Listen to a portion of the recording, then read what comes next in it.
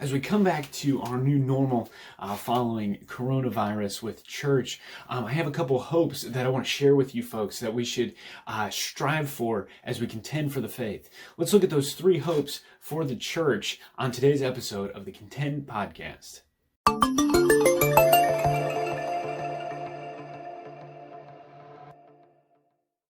Everyone, welcome to this episode of the Contend podcast.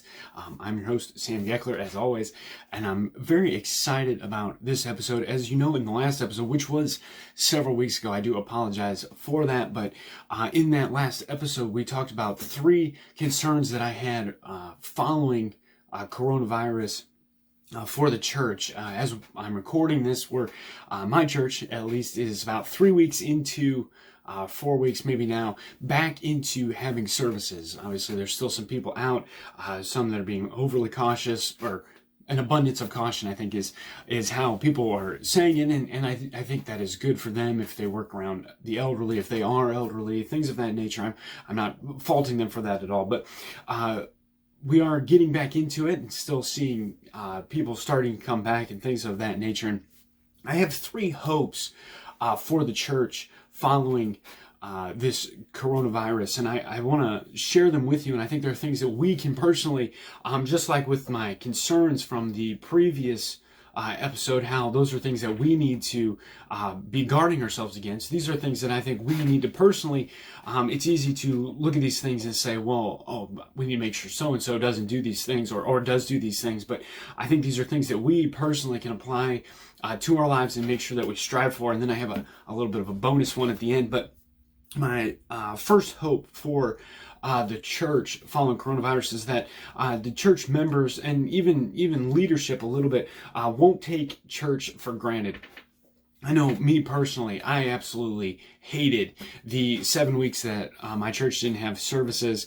There was obviously that corporate worship was gone, the fellowship of believers, the assembly. It was not there, obviously, because we weren't meeting. And so it was very difficult to stay enthused about what was going on. I did everything I could. I got dressed up on Sunday morning. If we're friends on Facebook, you may have seen my videos that I made every Sunday morning, encouraging people to support their church. But I got dressed up, shirt and tie, tried to make it as much church-like as I could, but it was still very awkward. But I know personally, it made me want church more. It made me appreciate what we get week in and week out even more. So my first hope is that members and church leadership even won't take church for granted. My second hope is that the church will become, or the church members will become more involved with what the church is doing. Now, this could be in the way, and this is kind of ties in with the third one, but this would be in the way of outreach, or perhaps in the way of what they can do to serve as a Sunday school teacher or helper, or if they play an instrument or something of that nature. But that the church will get more involved. Maybe those who only come on Sunday morning will start coming on Sunday night and Wednesday night, or those who only come on Sunday morning and Sunday night will start coming for Sunday school or something of that nature. But that people will get more involved. I have obviously a desire for people to get more involved as a youth pastor, as one of the leaders in the church.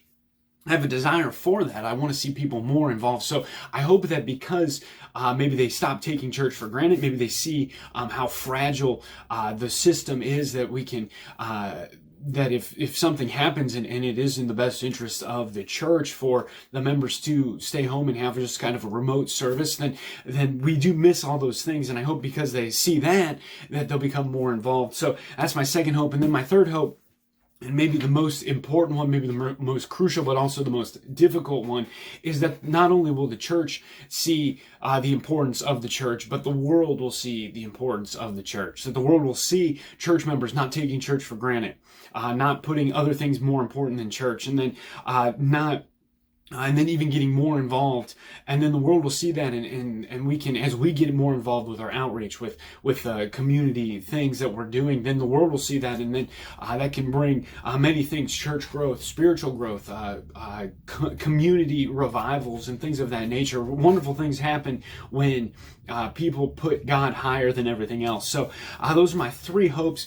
In one of my videos, those videos I mentioned that I made on Sunday mornings. I encouraged everyone, I think it was the first one or the second one service that we were out, I encouraged everyone to be the church, not just go to church, but to be the church, to live the life of a Christian, a member of a church, without being in church. And I think that is a good point, but I do not want to be misconstrued when I say that you can be the church Monday through Sunday, every day of the week. But in order to advance yourself as a Christian, you need to be in church as well. Being the church doesn't mean don't go to church. So we do need to make sure that we're not taking church for granted, and that we are becoming more involved in what our church is doing so that our community can see it. So those are my 3 hopes for the church following coronavirus. I hope you enjoyed this short video, and I hope it's something that you and I can both take and look at and kind of strive for as we go forward in these weeks following this pandemic, and that maybe we can see more souls saved and more lives influenced for Christ because of it. So as I said, I hope you enjoyed this video. If you're not already subscribed, go ahead and subscribe to the channel. Like this video, let me know what you thought of it in the comments, and don't forget, don't be a pretender, be a contender.